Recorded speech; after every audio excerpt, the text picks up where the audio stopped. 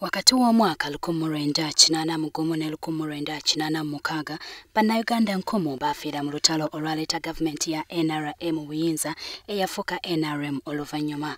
Bano nno n'okutuusa olwaleero eggwanga lya Uganda libajjukira ng'abazira baalyo era bulinga ennaku z'omwezi 9 omwezi ogw'omukaaga wabaawo emikolo egy'okujjukira abantu bano nga ne ku mulundi guno emikolo gy'eggwanga emikulu gigenda kubeera mu disitulikiti y'Ekibuga ku ssomero lya Katwe Primary School. Wabula wadde ng'eggwanga liri mu kwetegekera emikolo olunaku olw'enkya waliwo bannayuganda abalowooza nti abazira bano bafiira bwereere. Musajja mukulu Dr. James Rwanyalale ono nga yali ssentebe w'akakiiko ka pulezidenti akaali kabaga amateeka mu kibiina kya UPC annyonnyodde WBS TV nti ensonga lwaki abantu bano bawaayo obulamu bwabwe n'okutuusa kati bye bizibu ebibbikidde eggwanga anti ebigendererwa tebigobererwanga. Sirowooza nti twetaaga kulujjukira era nze sirujjukira. Twetaaga kujjukira, twetaaga kuddamu twerowooze nga Uganda byetukola bizimba peace, byetukola bizimba security gyemugamba, byetukola biyinza kuwangaala nebeerawo emyaka mingi byonna olaba biri temporary kubanga biyimirira ku maanyi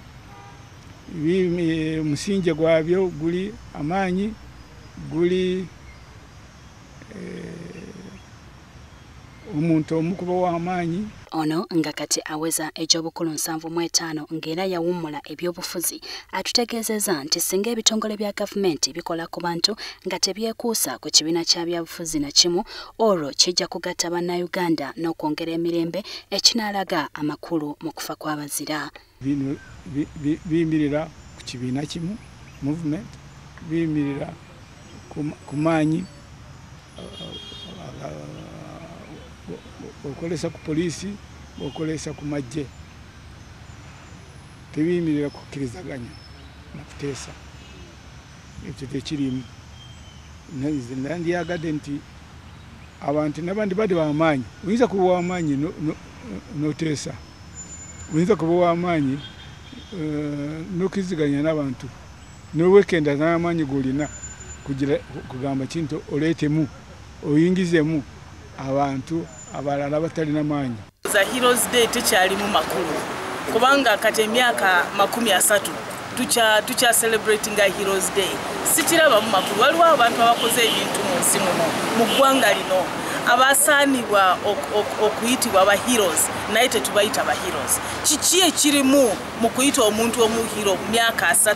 Twandibadde tulowooza ng'Abannayuganda future yaffe erabika etya, gye tulaga efaanana etya. Kyokka ye omwogezi wa gavumenti Ofono Opondo awakanyiza bino byonna n'agamba nti eddaala Uganda lyetuuseeko mu nsonga z'ebyokwerinda n'obutebenkevu nga kw'otadde n'emirembe wonna mu ggwanga kyetaagisa okujjukira okufa kw'abazira bano.